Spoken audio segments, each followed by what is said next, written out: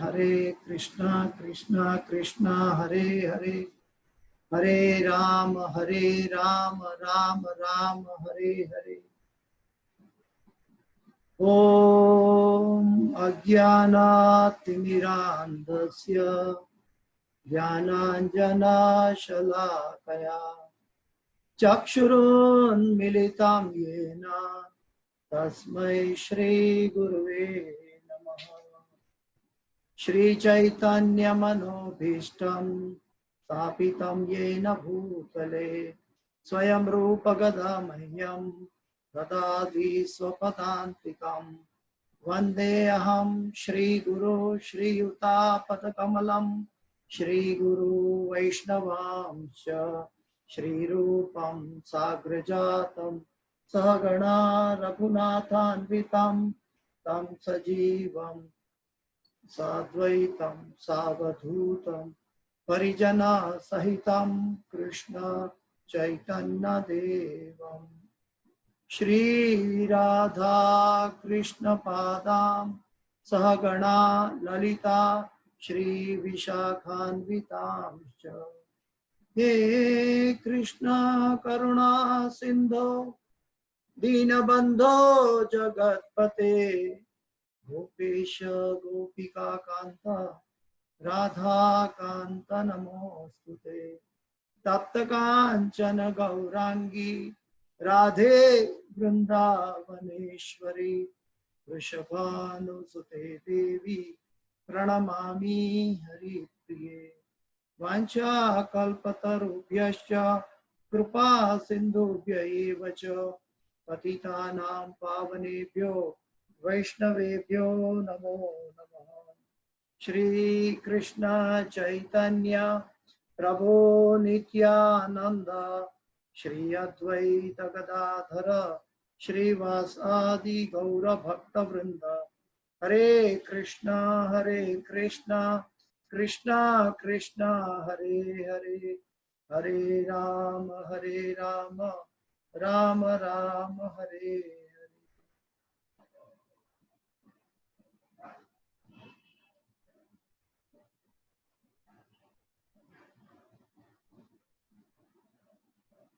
हरे कृष्णा।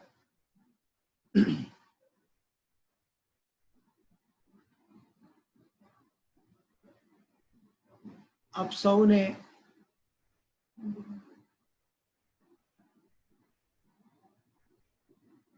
पिछले क्लास में जो हमने कुछ देखा था वहीं से आगे चलते हैं।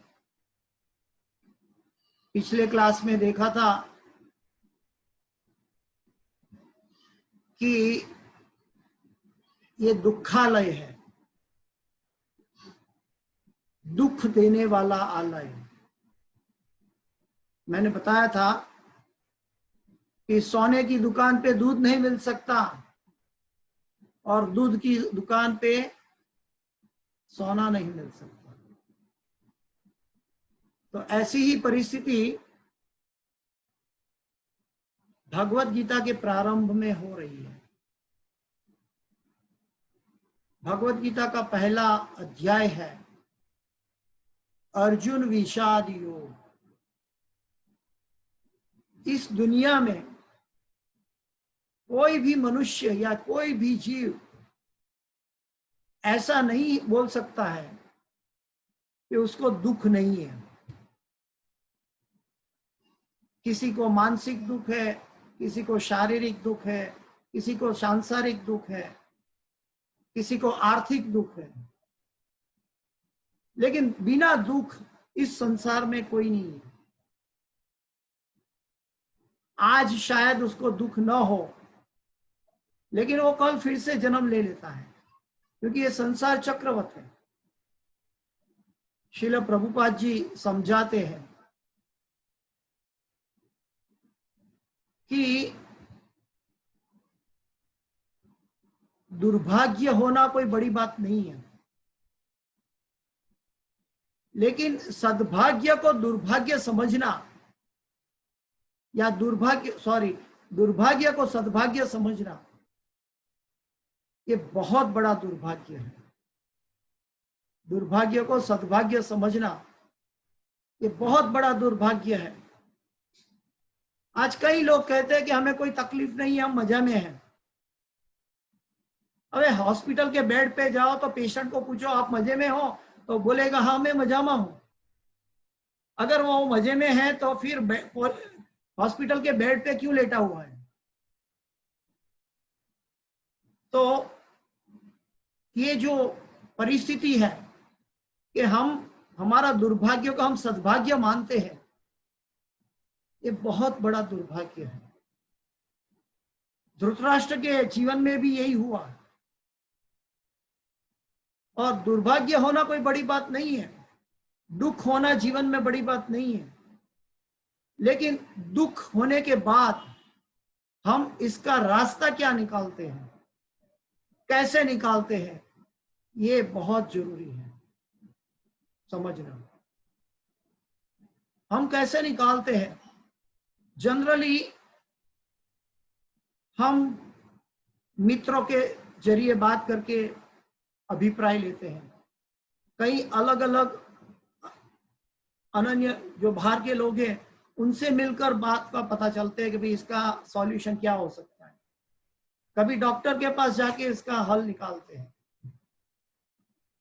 तो हम सब दुख का पर्याय, दुख से बाहर निकल के सुख ढूंढने का पर्याय कर रहे हैं।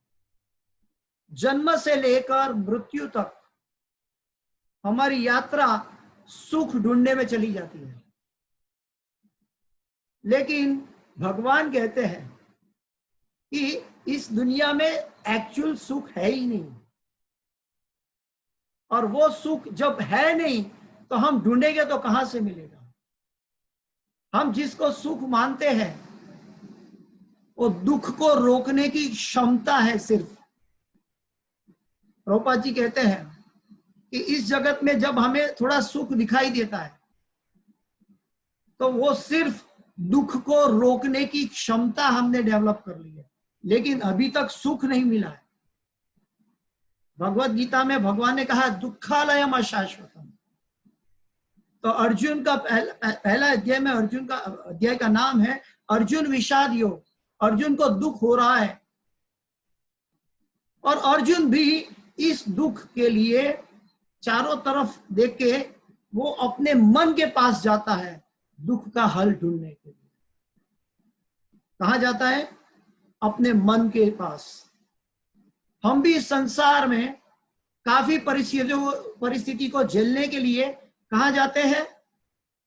इस मन के पास, इस बुद्धि के पास जाते हैं, लेकिन यहां इसका सही जवाब नहीं मिलेगा,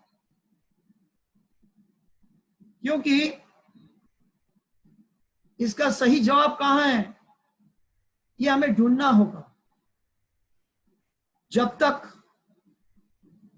हम ये समझते हैं कि मैं इसका हल निकाल लूंगा तो व्यक्ति और दुखी होता जाएगा और दुख की सीमाओं में अंदर डूबता जाएगा, दावा नल में दल में डूबता जाएगा। लेकिन अगर वो योग्य अधिकारी के पास जाए, यानी कि जैसे हमें रोग हो गया है तो हम डॉक्टर के पास जाते हैं, ठीक वैसे ये मानसिक रोग है। शारीरिक रोग से हम डॉक्टर के पास जाते हैं। आजकल साइकेट्रिक डॉक्टर भी कुछ ब्रेन का इलाज करते हैं, लेकिन मन का इलाज कोई नहीं कर सकता। मन का इलाज इस दुनिया की कोई यूनिवर्सिटी नहीं सिखा सकती। मन का इलाज सिर्फ भगवान भगवत गीता में बता रहे हैं। मन क्या है? हमारा सॉफ्टवेयर है। ये पृथ्वी, जल, अग्नि, वायु, आकाश, ये हमारा स्थूल शरीर है, ये हमारा हार्डवेयर है। और इसके ऊपर सॉफ्टवेयर लगा हुआ है जो सूक्ष्म तल पर है, जो हमें दिखाई नहीं देता। क्या है सॉफ्टवेयर? मन, बुद्धि और अहंकार। ये मन के द्वारा जब हम प्रामाणिक गुरु की खोज में जाते हैं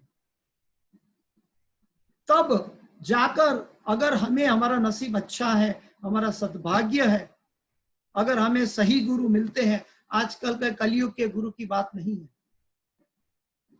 कि अगर हमारा ध्येय सही है तो भगवान हमको गुरु भेजते हैं। गीता में यही हालत दूसरे अध्याय में अर्जुन की हो रही है। अर्जुन क्या कर रहा है? अर्जुन भी इस दुख का हल निकालने के लिए मन के पास गया है। मैं मेरे पितामह को कैसे मारूं, मैं मेरे गुरु को कैसे मारूं, मैं मेरे वडील बंधुओं को कैसे मारूं, इन लोगों को मार के मैं क्या राज भोगूंगा, उससे इनको मारूंगा तो उनकी पत्नियां विधवा हो जाएगी और वर्ण संग प्रजा हो जाएगी जो नरक के लिए द्वार हो जाएगी। यही चिंता में अर्जुन शस्त्र छोड़कर नीचे बैठ गया है और सोच रहा है कि मैं युद्ध नहीं करूंगा। अभी शास्त्र के आधार पे देख लो, मनुस्मृति के आधार पे देख लो कि अर्जुन ने जो जो कहा क्या वो गलत था? नहीं, अर्जुन ने जो जो कहा वो गलत नहीं था कि भाई वडील को नहीं मारना चाहिए, पितामह को नहीं मारना चाहिए, भीष्म पितामह जैसे वडील को, पितामह को नहीं मारना चाहिए, गुरु को नहीं मारना चाहिए, ससुर को नहीं मारना चाहिए।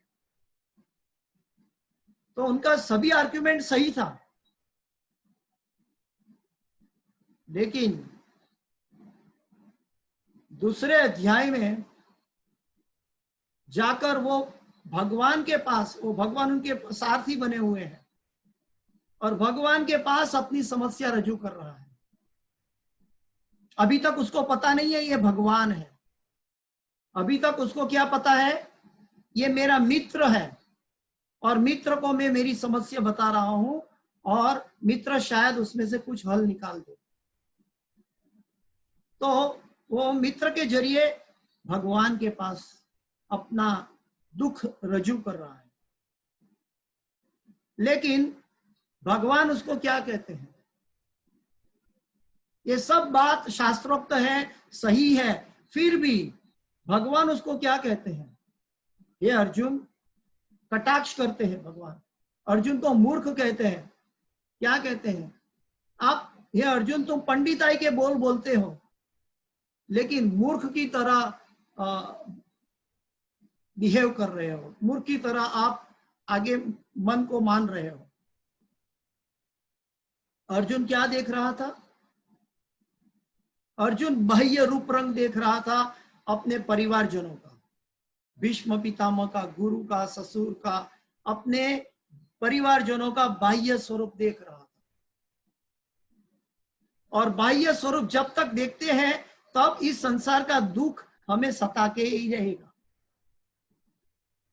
जब हम अंतर्दृष्टि करेंगे, और अंतर्दृष्टि में जाने के लिए हमें गुरु या भगवान की आवश्यकता होती है। अगर गुरु हमारे जीवन में नहीं है तो हम कितना भी भटकेंगे, दिशा सही नहीं होगी। दशा बदलना है तो दिशा बदलना सीखो, लेकिन ये मन का अहंकार हमें दिशा बदलने नहीं देता। दूसरे अध्याय में अर्जुन कह रहा है, देखते हैं क्या कह रहा है, मैं आपको दिखाता हूं।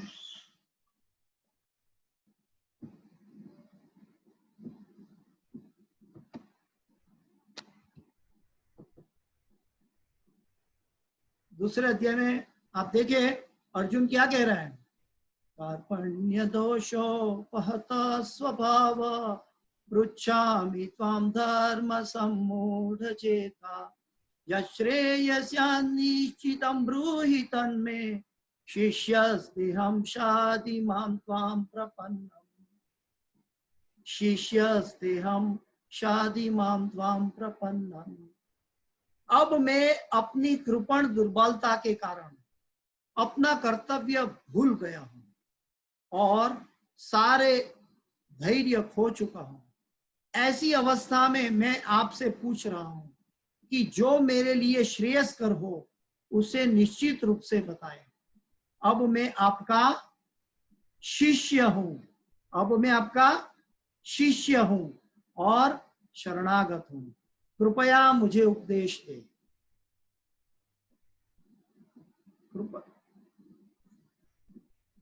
कृपया मुझे उपदेश दे। तो ये भगवत गीता में अर्जुन कह रहा है कि अब तक तो मैं मित्र था, लेकिन अभी मैं शिष्यत्व ग्रहण करने जा रहा हूं, आप मेरे गुरु बनोगे। कभी भी संसार में भी हम देखते हैं, मित्रों से जब हम बात करते हैं तो एक लिमिट होती है, लेकिन उससे भी बढ़कर जब हम गुरु के पास जाकर बात करते हैं, आध्यात्मिक गुरु के पास जो हमारा जीव का कल्याण करते हैं, ऐसे गुरु के पास जाकर अगर प्रश्न पूछते हैं, विनम्रता से प्रश्न पूछते हैं, तब जाकर वो गुरु हमें आध्यात्मिक ज्ञान प्रदान कर सकता है। आजकल लोग प्रश्न तो करते हैं चैलेंज के रूप में, या मैं सही हूं तुम गलत है, ऐसे रूप में प्रश्न करते हैं। लेकिन प्रश्न जीवों के उद्धार के लिए, आत्मा का कल्याण के लिए होना चाहिए, और प्रश्न विनम्रता से पूछा हुआ होना चाहिए। कई लोग कहते हैं हम भगवत गीता पढ़ते हैं, प्रभु जी मैंने 2 बार पढ़ लिया, कभी 3 बार पढ़ लिया, कई नए लोग मुझे कहते हैं।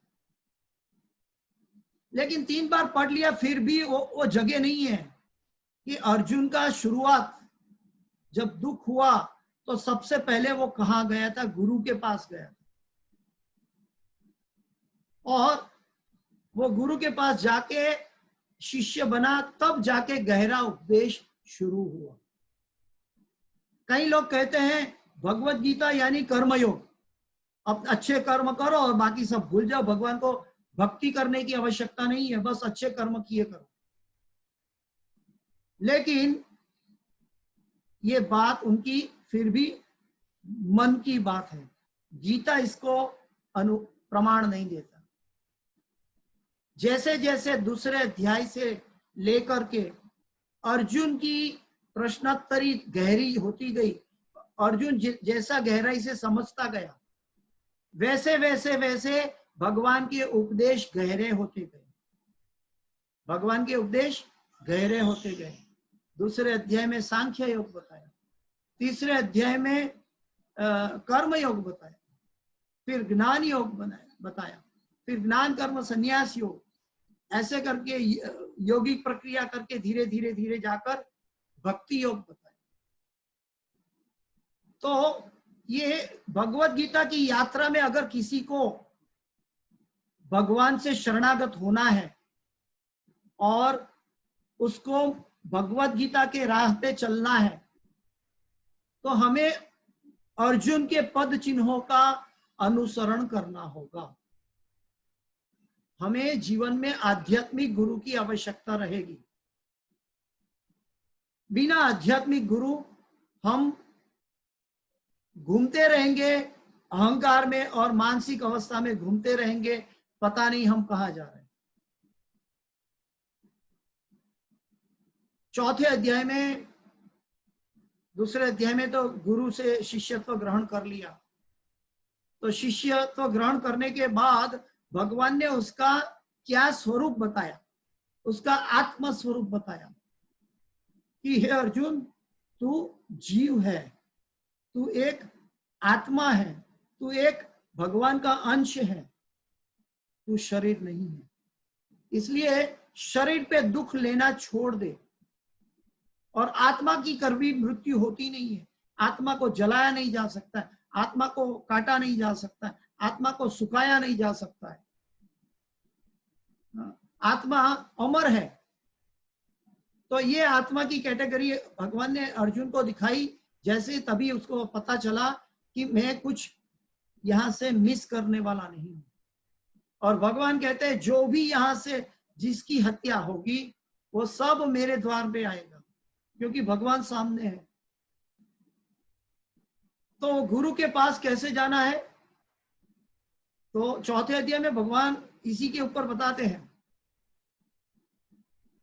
कि एवं परंपरा प्राप्तम इमं राजर्षयो विदुः सकाले नेह महता नष्ट योग परंपरा। आजकल लोग कहते हैं मैंने भगवत गीता पढ़ ली, मैंने भगवत गीता मेरे पास है, भगवत गीता मैं जानता हूं, भगवत गीता मेरे खरीद रखी है, मेरे घर में है।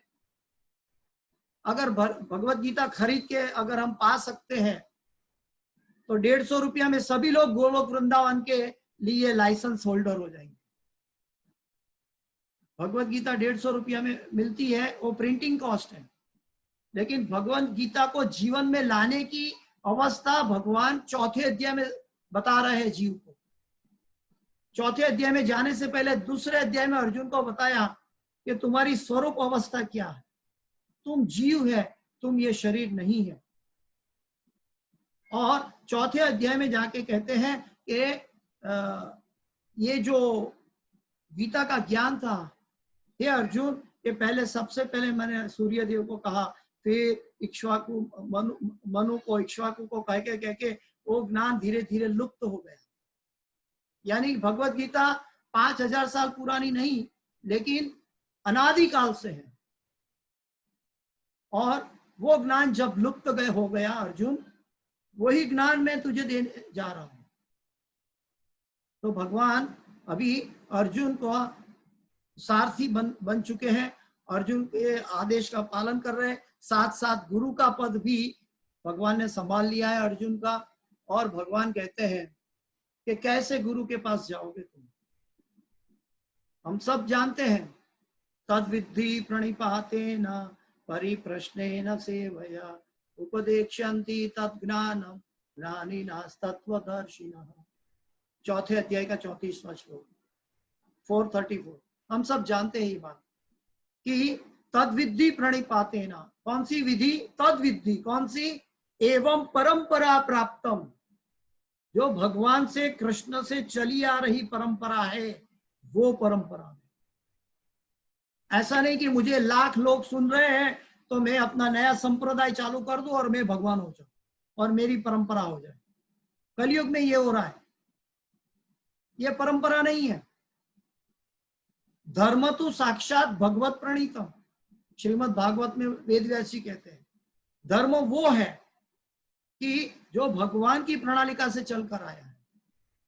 अगर आप और हम धर्म की स्थापना कर सकते हैं तो भगवान को अवतार लेने की क्या जरूरत है। भगवान कहते हैं धर्म संस्थापनार्थाय संभवामि युगे युगे, मैं धर्म की स्थापना के लिए आता हूं। तो धर्म हम जब स्थापने जाते हैं तब हम गलत दिशा में चले जाते हैं। हम धर्म, इसको कहते हैं कैतव धर्म। श्रीमद् भागवत में दूसरे श्लोक में यह बताया है कि ये कैतव धर्म है, और कैतव धर्म जो है वो कभी जीव का कल्याण नहीं कर सकता। जीव का कल्याण वो कर सकता है जो भगवान कृष्ण से चली आ रही परंपरा में। आजकल गुरु के बारे में काफी अंधकार फैला हुआ है, तो आज मैं दो चीज बताना चाहूंगा कि गुरु की लायकात क्या होनी चाहिए। पहले तो ये बताऊंगा कि हमें गुरु की क्यों आवश्यकता है, और दूसरी ये बताऊंगा कि गुरु का लायकात क्या होना चाहिए। तो गुरु की आवश्यकता क्या है, ये तो हमने अभी देखा कि अर्जुन ने भी ये देखा था। एक मिनट,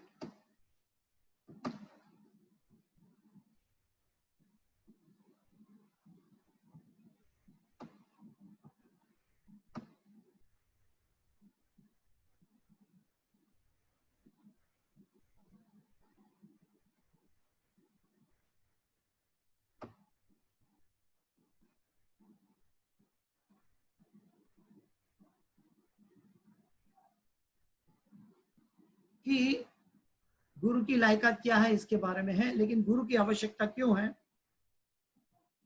कि अर्जुन को भी गीता समझने के लिए भगवान बाजू में थे, फिर भी अर्जुन को भी गुरु की आवश्यकता हुई। भगवान श्री कृष्ण को भी गुरु की आवश्यकता उन्होंने बताया, यदि यदि आचरति श्रेष्ठे तत्त देवे तरो जना।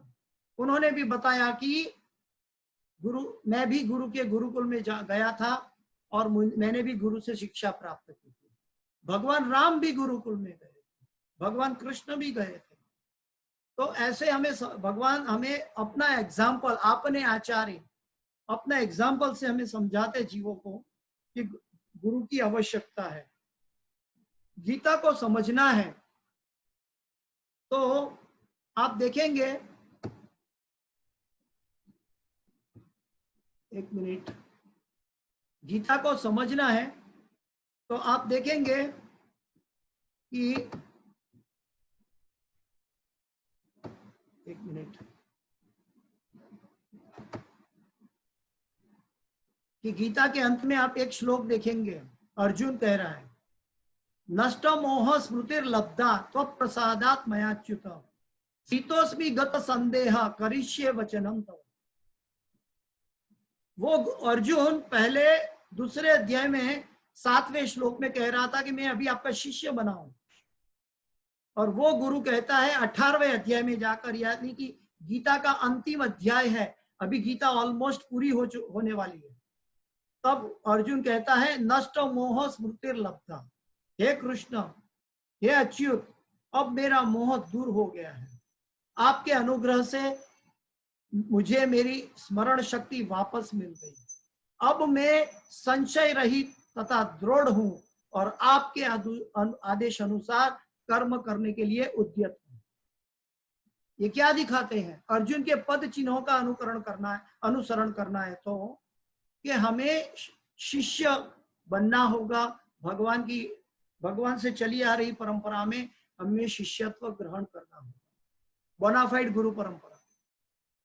उसके अंदर जब तक हम शिष्यस्ते हम शादी माम त्वाम प्रपन्नम से लेकर करिष्ये वचनम तव, ये दोनों के बीच में पूरी गीता समाई हुई है। ये दोनों को बाजू पे रख के अगर हम गीता को पढ़ेंगे तो हमारा मन और बुद्धि हमें गोल गोल घुमाएगा, हम गीता को नहीं समझेंगे। एक गीता में एक श्लोक में भगवान कहता है कि मैं अजन्मा हूं, और दूसरे श्लोक में भगवान कहते हैं अर्जुन मेरे और तेरे कई जन्म हो चुके, तुझे पता नहीं मुझे सब पता है। अगर हम एकेडमिकली इसको पढ़ने जाओगे तो हम कभी गीता को नहीं समझ पाएंगे। एक बार भगवान कहते हैं कि धर्म संस्थापनार्थाय संभवामि युगे युगे, और वही भगवान कहते हैं कि सर्वधर्मान परित्यज्य मामेकम शरणम व्रज।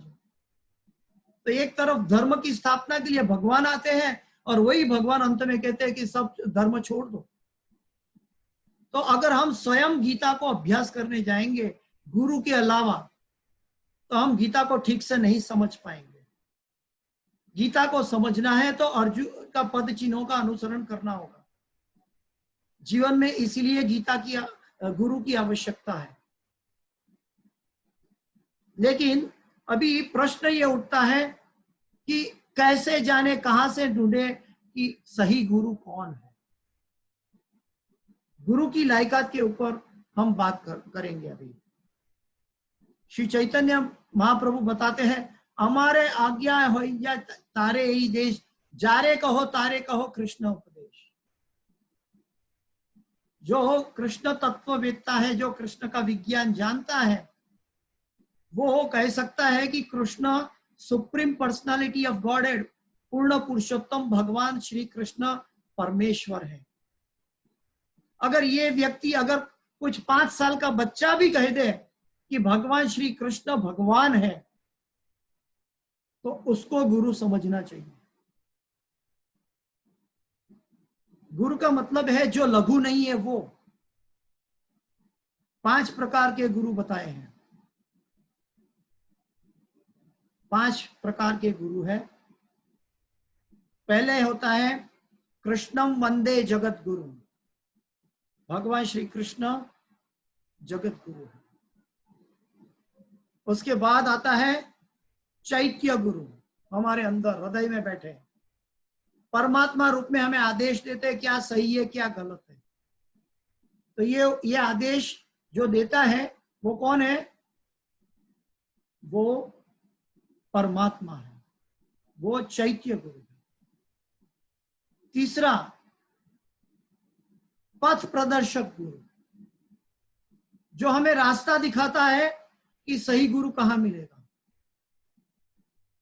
तो वो है पथ प्रदर्शक। जरूरी नहीं है कि पथ प्रदर्शक गुरु वाला, बताने वाला वो स्वयं शिष्य हो, जरूरी नहीं है। वो खाली रास्ता उसको मालूम है, लेकिन वो रास्ता दिखा के चला जाएगा, उसका इतना ही कंट्रीब्यूशन है, वो रास्ता दिखाता है। तो वो है पथ प्रदर्शक गुरु। उसके बाद है शिक्षा गुरु।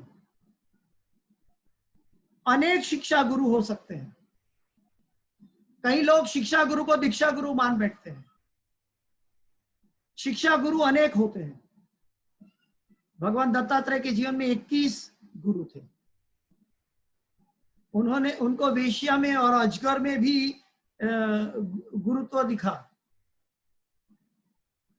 तो गुरु, शिक्षा गुरु अनेक हो सकते हैं, जहां से हमें भगवान कृष्ण की ओर जाने की, या भगवत गीता के बारे में या श्रीमद् भागवत के बारे में कुछ ज्ञान प्रदान होता है, सनातन धर्म के बारे में कुछ ज्ञान प्रदान होता है, एज इट इज ज्ञान प्रदान होता है, तो वो हमारे शिक्षा गुरु है।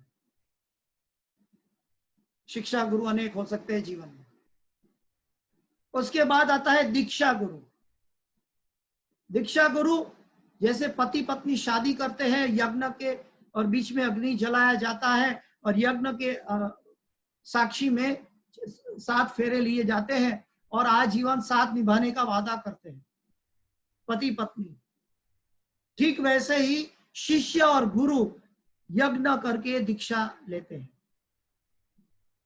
शिष्य कहता है, गुरु का प्रणाम मंत्र बोलता है, उसके बाद 4 नियमों का पालन करेगा, बताता है क्या क्या, जो भागवत के आधार पर है, और 4 नियमों का पालन करेगा और आजीवन इस्कॉन के अंतर्गत ये नियम है कि जो हरे कृष्णा कृष्ण कृष्ण हरे हरे, हरे राम राम राम हरे हरे, इस महामंत्र की जो 16 माला करेगा, वो 6 महीना तक करेगा तो उसको गुरु आश्रय मिलेगा, और 1 साल करेगा उसके बाद उसको दीक्षा प्रदान। तो दीक्षा करने के लिए उनको कम से कम 1.5 साल 16 माला करने हैं, और उसके बाद दीक्षा के बाद आजीवन उसको 16 माला करना है।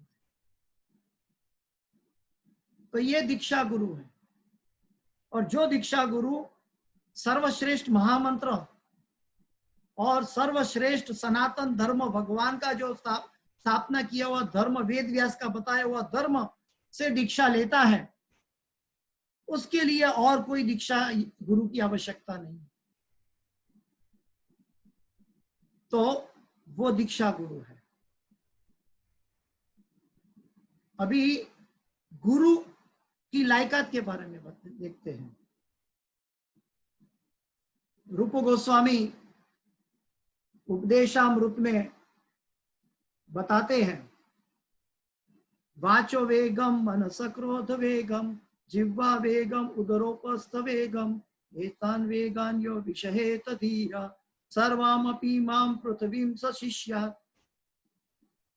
वो कहते हैं कि जो धीर पुरुष वाणी का वेग, मन का वेग, क्रोध का वेग, जिह्वा का वेग, पेट का वेग और जनेंद्रिय का वेग को सहन कर सकता है, वो व्यक्ति पूरी दुनिया का गुरु बन सकता है। उसको पूरी दुनिया में शिष्य वो व्यक्ति बना सकता है। फिर से मैं एक बात कहूंगा गुरु की लायकात के बारे में। जो धीर पुरुष वाणी का वेग, मन का वेग, क्रोध का वेग, जिह्वा का वेग, पेट का वेग और जनेंद्रिय का वेग जो सहन कर सकता है, वो व्यक्ति सारे दुनिया में शिष्य बना सकता है। और एक स्कंद पुराण में एक बात आती है, मैं स्कंद पुराण का एक कोट बताऊंगा गुरु के बारे में।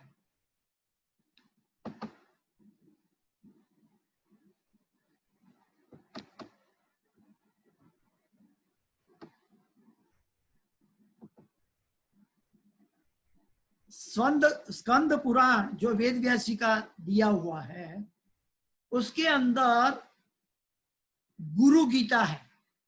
क्या लिखी है? स्कंद पुराण का मेन आत्मा क्या है? मेन गुरु गीता। वो गुरु गीता में बताया है गुरु की आवश्यकता के बारे में। हे देवी, स्वरूप के ज्ञान के बिना किए हुए जप तपादि सब कुछ नहीं किए के बराबर है, बालक के बकवाद के समान है, यानी कि व्यर्थ है। जब तक हमें स्वरूप ज्ञान नहीं मिलता, जब तक हम गुरु की शरणागति नहीं करते, तब तक हमारा जप और तप भी नहीं, बकवाद के समान है, व्यर्थ है। उसके बाद गुरु गीता में बताते हैं कि गुरु दीक्षा से विमुख रहे हुए लोग भ्रांत है। वो क्या है? जो गुरु दीक्षा नहीं लेना चाहते हैं, वो मानसिक भ्रांत हैं। वो अपने मन के अनुसार भम रहे हैं। आ ब्रह्म भुवन आलोका पुनरावर्ती न अर्जुन माम उपेत्य तो कौन्तेय पुनर्जन्म न विद्यते। तब तक वो घूमते रहते हैं, अपने वास्तविक ज्ञान से रहित है। वे सचमुच पशु के समान है, परम तत्वों को वे नहीं जानते।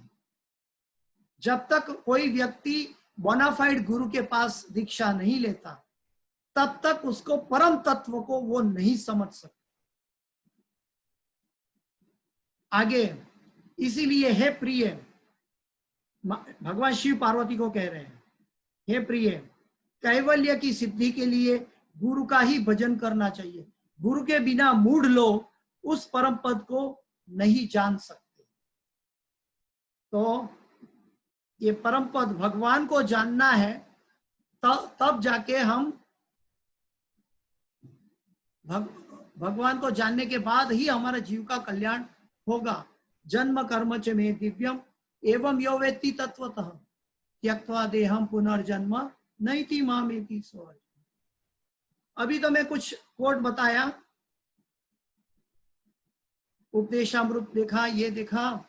श्रीमद् भागवत के अंदर गुरु के बारे में क्या बताया है ये देखते हैं। श्रीमद् भागवत के 5वें स्कंद 5वें अध्याय के 18वें श्लोक में भगवान ऋषभ देव, जो आदिनाथ कहलाते, जैनों के तीर्थंकर माने जाते, जो भगवान कृष्ण के अवतार थे, ऋषभ देव, वो ऋषभ देव अपने पुत्र को क्या शिक्षा प्रदान कर रहे हैं?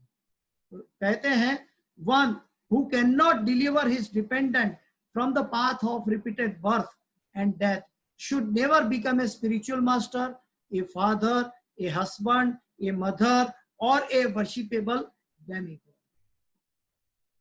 Guru न सस्यात्, स्वजनो न सस्यात्, पिता न सज्ञान, जननी न सस्यात्, देवन न तत्सयान, पतिश्च सस्यात्, न मोचयेद्य समुपेत मृत्युम। क्या कहते हैं? जब तक हम अपने बच्चे को जन्म मृत्यु को छुड़ा के भगवान के पास भेजने के लिए संस्कार नहीं देते, इतने लायक हम नहीं बन जाते हैं, तब तक हमें माँ बाप बनने का अधिकार नहीं है। और आगे यहाँ पे ये कहते हैं कि वो गुरु भी नहीं बन सकता, कि जो व्यक्ति अपने डिपेंडेंट, अपने शिष्यों को जन्म मृत्यु जरा व्याधि से न छुड़ा दे। इसके आधार पर मैं आपको एक छोटी सी कहानी बताऊंगा। वो कहानी क्या है? जेल के अंदर 2 कैदी हैं। जेल के अंदर 2 कैदी हैं। वो 2 कैदी जेल में है, समय होने जा रहा है, शायद कट हो जाए, शायद पता नहीं, जब तक आगे चलते हैं। जेल के अंदर 2 कैदी हैं। 2 कैदी के 2 हितकारी व्यक्ति हैं। कौन है 2 हितकारी व्यक्ति?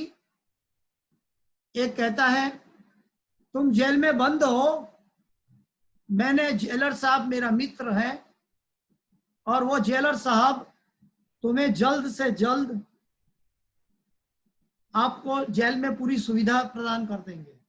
आपको एयर कंडीशन मिल जाएगा, आपको सीलिंग फैन मिल जाएगा, आपको हर रोज न्यूज़पेपर मिल जाएंगे, आपको खाने पीने की कोई तकलीफ नहीं होगी, आप आराम से, आपको सोफा, बेड, सोने का एकदम लग्जरी जेल मिलेगा।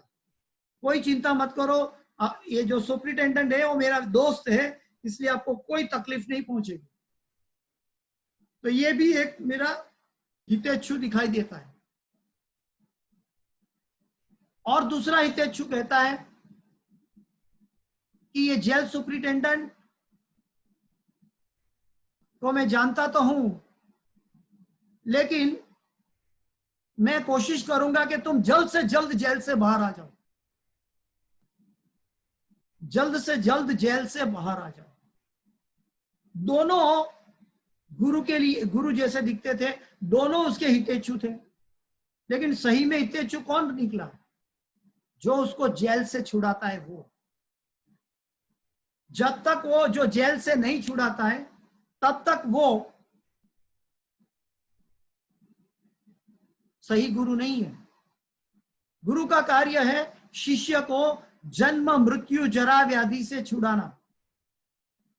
अगर वो जन्म मृत्यु जरा व्याधि अटका नहीं सकता, तो उसको गुरु बनने का अधिकार नहीं है। ये श्रीमद् भागवत कहता है, स्कंद पुराण कहता है, भगवान भी कहते हैं, और आचार्य गण भी कहता है, परंपरा भी कहती है।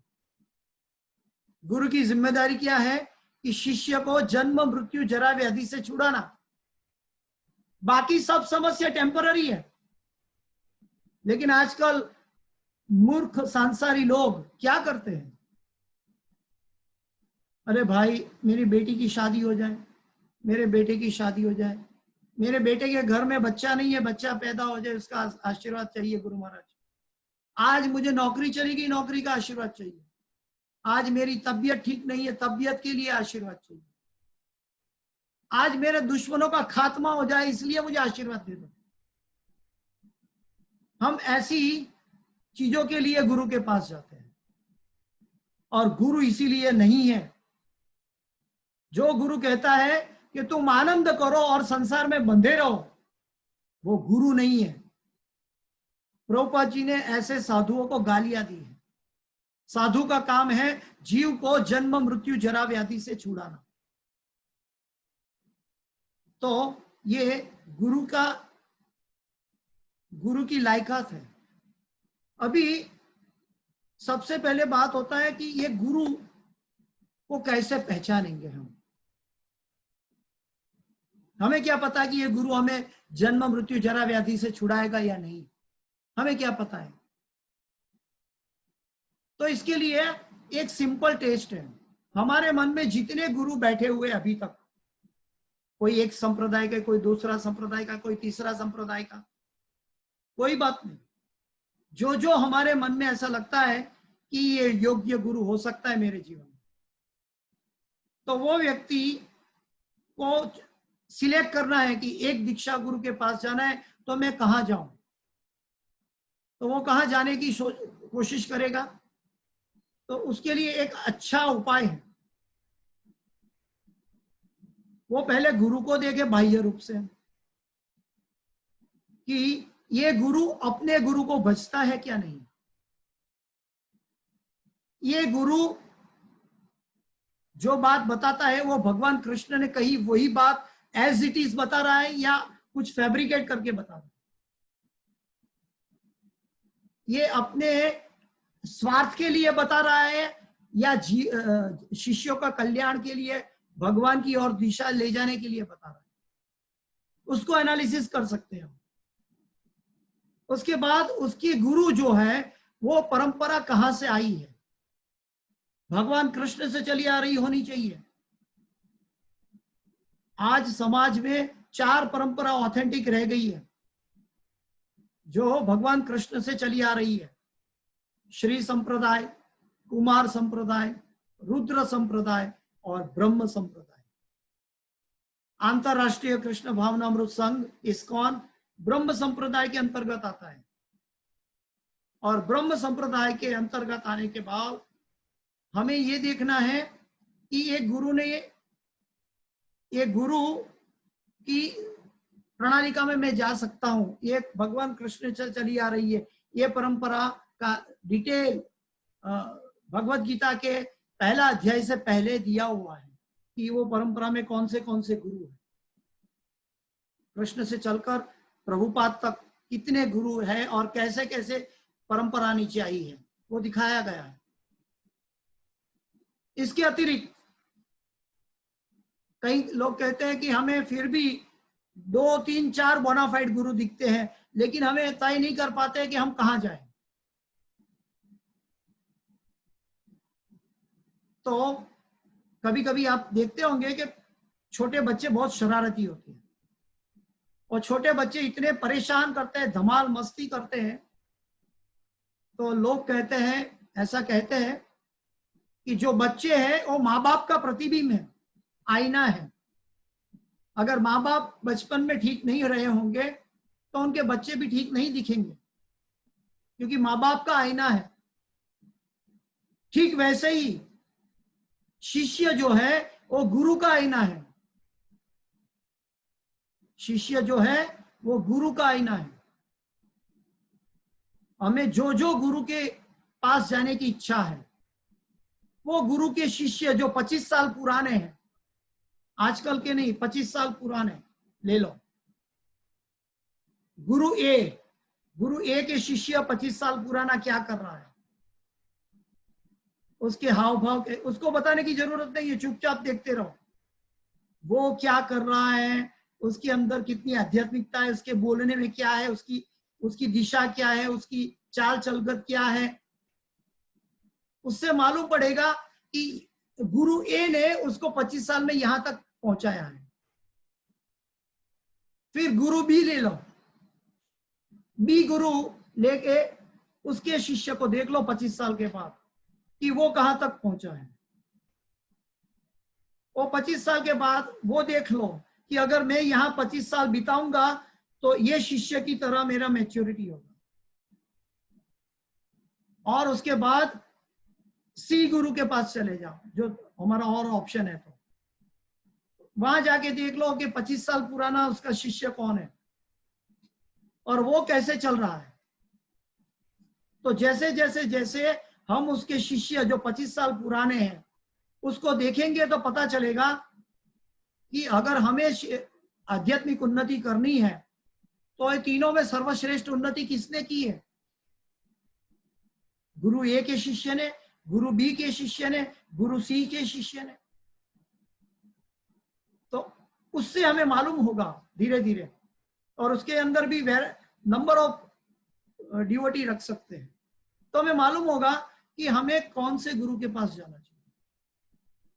याद रहे, बोनाफाइड गुरु परंपरा में गुरु तत्व एक ही है।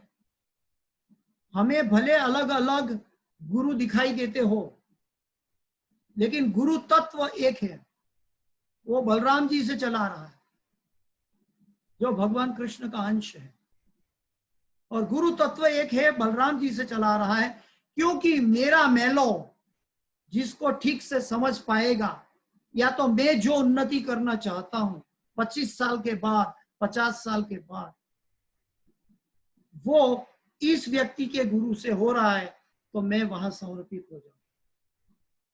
तो गुरु ढूंढने के लिए भी हमें कोई तकलीफ नहीं है, हमें थोड़ा सिंसियरिटी दिखाना पड़ेगा। अगर हम सिंसियर दिखाएंगे तो हम ठीक से सही गुरु तक पहुंच जाएंगे। वैसे गुरु भगवान की कृपा से मिलते हैं, गुरु हमारी खोज नहीं है, भगवान की कृपा से गुरु मिलते हैं। लेकिन फिर भी क्योंकि हम बाह्य जीवन में अभी जीवन बिता रहे हैं, इसलिए गुरु के मापदंड देखने की हमें भगवान ने छूट दे दी है कि भाई तुम गुरु की लायकात देख लो। और जब गुरु की लायकात देखने के बाद, जब गुरु से समर्पित हो जाते हो, शिष्यस्ते हम शादीमान त्वाम प्रपन्नम, जब ये बात हृदय और मन से आ जाती है और हम यज्ञ लेकर दीक्षा लेके गुरु के शिष्य बनते हैं, तब क्या होता है? तब होता है गुरु मुख पद्म वाक्य, चित्ते ते कोरिया ऐक्य, और ना कोरी हो मने आशा। हाँ, क्या कहा? गुरु मुख पद्म वाक्य, चित्ते ते कोरिया ऐक्य, और ना कोरी हो मने आशा। उसमें क्या है? नष्ट मोह स्मृति लब्धा। नष्ट मोह, अर्जुन कहता है नष्ट मोह स्मृति लब्धा तो प्रसादात मयाच्युतम स्थितोस्मि गत संदेह करिष्ये वचनम तव। अभी मैं आपका शिष्य हो चुका हूं और अभी मेरा मोह नष्ट हो गया है, और अभी आप जो बताओगे वो मैं करूंगा। तो भगवत गीता क्या है? शिष्यस्ते हमसे करिष्ये वचनम तव तक। अगर हम शिष्यस्ते हम नहीं बन सकते तो हम करिष्ये वचनम तक जाने की हमारी यात्रा नहीं हो पाएगी। हमारी यात्रा के लिए हमें कैसे भी शिष्यत्व ग्रहण करना होगा, और शिष्यत्व के लिए हमारा मन का अहंकार दूर करना होगा। हम इस दुनिया में आनंद की खोज में आए हैं, लेकिन सही में आनंद क्या कहां पे है वो भूल चुके हैं। कभी कभी हम अपनी पत्नी में आनंद देखते हैं, कभी कभी हम अपनी पत्नी में आनंद देखते हैं, कभी कभी अपने बच्चों में आनंद दिखाई देता है, कभी कभी हमें अपने माँ बाप में आनंद दिखाई देता है, कभी कभी हमें अपने में आनंद आता है, अपनी इंद्रियों का उपभोग में आनंद आता है, कभी कभी हमें अपनी तंदुरुस्ती से आनंद आता है, कभी कभी हम बाहर पिकनिक जाके आनंद लेते हैं। तो इस जगत का जो भी आनंद है वो क्षणिक है, उसका शुरुआत है और उसका अंत है। उसकी शुरुआत है, आप स्त्री संग देख लो तो भी शुरुआत और अंत है। आप कई लोग दारू पीने वाले लोग हैं, वो बोलते हैं दारू पीने में आनंद है, दारू पी के भी वो 4 दिन तक बॉडी पेन हो जाएगा, सो जाएगा, उसका भी डिस्ट्रेस साथ में जुड़ा हुआ है। हर एक इस संसार के अंदर आप पिकनिक पे चले जाओ, आनंद से जा रहे हो, थक कर वापस आ जाओ, जेब खाली हो जाएगा, वो अलग। तो जहां जहां हम आनंद की खोज कर रहे हैं, वो आनंद खत्म हो जाता है, एक कुछ समय के बाद वो खत्म हो जाता है। लेकिन भगवान कहते हैं कि आनंद कहाँ है? चेतो दर्पण मार्जनम भवमहा दावाग्नि निर्वापनम श्रेय कैरव चंद्रिका वितरणम विद्यावधू जीवनम आनंदम बुद्धिवर्धनम प्रतिपदम पूर्णामृता स्वादनम सर्वात्मा स्नपनम परम विजयते श्री कृष्ण संकीर्तनम। क्या कहते हैं? आनंदाम बुद्धिवर्धनम प्रतिपदम पूर्णामृता स्वादनम। आध्यात्मिक जगत का आनंद कैसा है?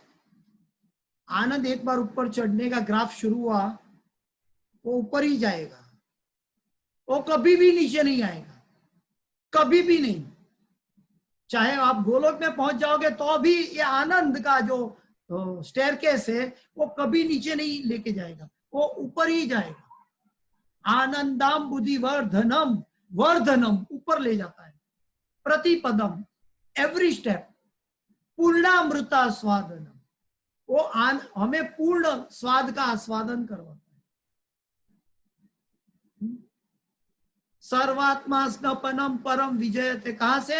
श्री कृष्ण संकीर्तन। हरे कृष्णा कृष्णा कृष्णा हरे हरे, हरे राम राम राम हरे हरे। हमें भगवान के नाम का कीर्तन करना है। मन का बनाया हुआ भजन वो सेकेंडरी है, वो कर सकते हैं, लेकिन वो सेकेंडरी है, सुकृत है। लेकिन सबसे ज्यादा जो कीमती है वो भगवान का नाम का कीर्तन, हरि नाम संकीर्तन। तो हरि नाम, जो संकीर्तन के अंदर हरि नाम आता है वो संकीर्तन है। लेकिन कभी कभी हम हरि नाम संकीर्तन में कैसे करते हैं? मन तू ऐसा कर, मन तू वैसा कर, भगवान तू मेरे लिए ये कर, भगवान तू मेरे लिए ये कर, भगवान ये करना मेरे लिए, मैं ऐसा हूं, मैं वैसा हूं।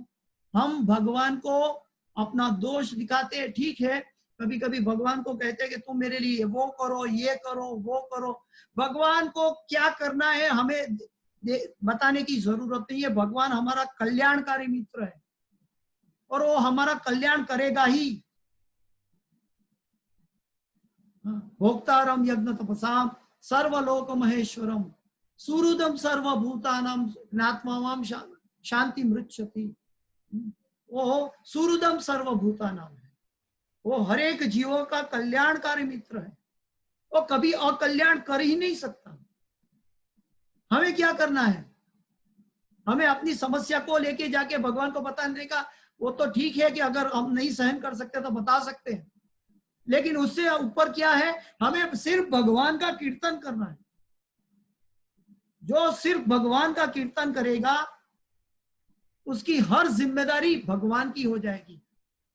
ये भगवान ने गीता में भी वचन दिया है, अनन्याश्चिन्तयन्तो मां ये जना पर्युपासते तेषां नित्याभियुक्तानां योगक्षेमं वहाम्यहम्। तुम्हारे पास जो नहीं है वो मैं ला कर दूंगा, जो कमी है वो ला कर दूंगा, और जो है उसकी रक्षा करूंगा। कौन? अनन्याश्चिन्तयन्तो, जो दूसरा का चिंतन नहीं करता है, सिर्फ मेरा नाम का कीर्तन करता है। हरे कृष्ण कृष्ण कृष्ण हरे हरे, हरे राम राम राम हरे हरे। किसी भक्त को कोई प्रश्न है, ये भगवत गीता जो है, ये भगवत गीता पूरा सवाल और जवाब, प्रश्न और उत्तर है। ये श्रीमद् भागवत प्रश्न और उत्तर है। आज कल हम टीवी में कथा सुनते हैं, लाखों लोग सुनते हैं, रोते भी है, लेकिन उनके अंदर जो प्रश्न उठा है उसका जवाब देने के लिए कोई नहीं है।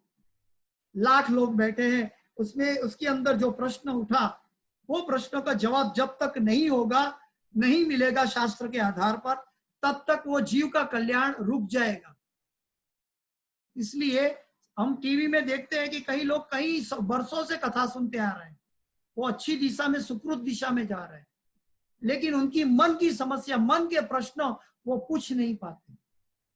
अंतरराष्ट्रीय कृष्ण भावनामृत संघ इस्कॉन के अंदर श्रील प्रभुपाद जी ने हमें ये अवसर प्रदान किया है कि छोटे छोटे ग्रुप बना के हम एक परिवार की तरह, कोई भी मूर्ख, जैसे अर्जुन ने मूर्ख की तरह प्रश्न किया, वैसा भी प्रश्न पूछकर हम अपना आध्यात्मिक उत्थापन कर सकते हैं। अगर हम प्रश्न चैलेंज के लिए या सामने वाली व्यक्ति को जानने के लिए करते हैं, तो वो प्रश्न हमारा कल्याण नहीं कर पाएगा। तो हम अभी सबको अलाउ करते हैं कि माइक सबका अनम्यूट करते हैं, जिसको प्रश्न पूछना है तो वो प्रश्न पूछ सकते हैं। 1 मिनट, कोई प्रश्न है? हरे कृष्ण प्रभु। हरि बोल। गौर गोविंद प्रभु। दंडवत प्रणाम। आपके चरण में कोटि कोटि प्रणाम प्रभु। दंडवत प्रणाम प्रभु। एक प्रश्न पूछ जाता है, हम 5 गुरु के बारे में आप बताया था, हाँ, लेकिन मेरे को समझ में नहीं आया, एक बार आप सुनना चाहते हैं इसमें। कौन सा गुरु? 5 गुरु के बारे में आप बताया था। हाँ, पहला एक है पथ प्रदर्शक गुरु, हाँ, जो हमें भगवान की और सही गुरु के पास लेके जाता है, लेकिन वो स्वयं फॉलो नहीं करता। फिर दूसरा होता है शिक्षा गुरु, जो हमें शिक्षा देते हैं। तीसरा होता है चैत्य गुरु, जो हमारे हृदय में परमात्मा के रूप में बैठे हैं। चौथा होता है श्री कृष्णम वंदे जगत गुरु, और 5वां होता है जो हमें दीक्षा देता है। महाराज हाँ, दीक्षा लिया। हाँ, ये 5 गुरु के प्रकार है। समझ में नहीं आया। समझ। और कोई प्रश्न? किसी का कोई और प्रश्न? अगर यहाँ पे पूछने में हर्ज है तो आप जो मोबाइल नंबर से मेरे साथ जुड़े हुए हो, वो मोबाइल नंबर 7778039139, ये नंबर से आप व्हाट्सएप पे मुझे प्रश्न करके पूछ सकते हैं। खूब खूब धन्यवाद, आपने मुझे मेरे गुरु की सेवा करने का मौका दिया। आज का क्लास का कुछ भी सुकृति है, मैं मेरे गुरु के चरणों में, इस होली ने जय पताका स्वामी आचार्यपाद गुरु के चरणों में अर्पण करता हूँ। हरे कृष्णा कृष्ण कृष्ण हरे हरे, हरे राम राम राम हरे हरे कृष्णा। किसी का कोई प्रश्न है, आप मुझे व्हाट्सएप पे पूछ सकते हैं बाद में। तो यहाँ पे हम समाप्त करते हैं। हरे कृष्णा सबको, हरे कृष्णा।